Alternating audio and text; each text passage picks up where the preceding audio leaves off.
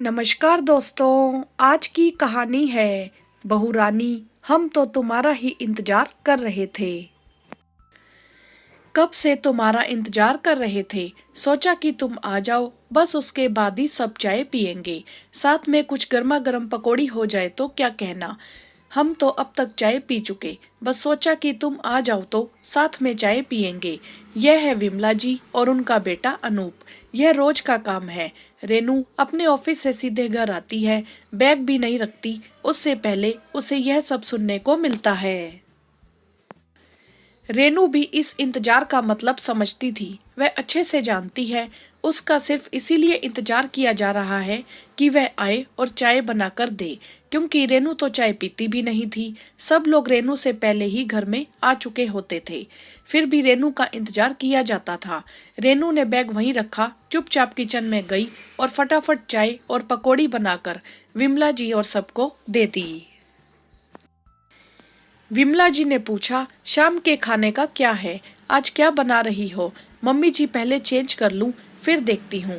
ऐसा कहकर रेनू अपने कमरे में चली गई। यह तो है रेनू, विमला जी की बहू और अनूप की पत्नी। इनके अलावा घर में उसकी एक नंद निशा और देवर अमित।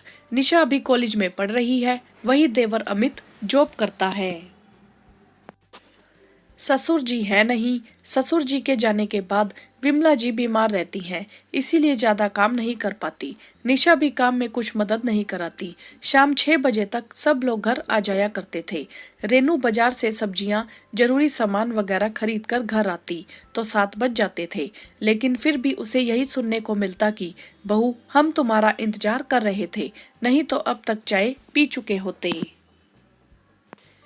रेनू को ये समझ में ना आता कि क्यों ये लोग मेरा इंतजार करते हैं, जबकि मैं तो चाय पीती ही नहीं।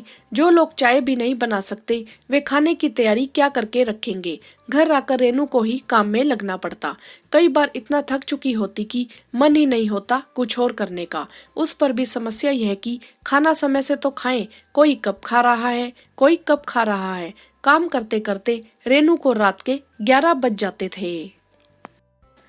2-3 बार उसने अनूप से कहा कि जब मैं चाय नहीं पीती हूँ तो मेरा इंतजार क्यों करते हो, लेकिन कोई नतीजा नहीं निकला। रेनू समझ चुकी थी कि जो करना है खुद ही करना है। दूसरे दिन रेनू शाम को 6 बजे ही ऑफिस से घर आ गई। वह साथ में कोई सब्जी वगैरह लेकर नहीं आई।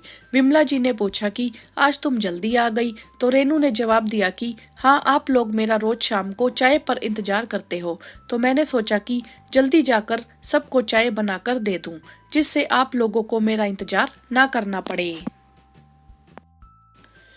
और रही बात सब्जी की, तो आप लोगों में से कोई भी जाकर ले आएगा। ऐसा कहकर वह चाय बनाने चली गई। चाय पीकर सब्जी अनूप ले आया। दूसरे दिन भी रेनू ने इसी तरह किया। ऑफिस से सीधे घर पर आ गई।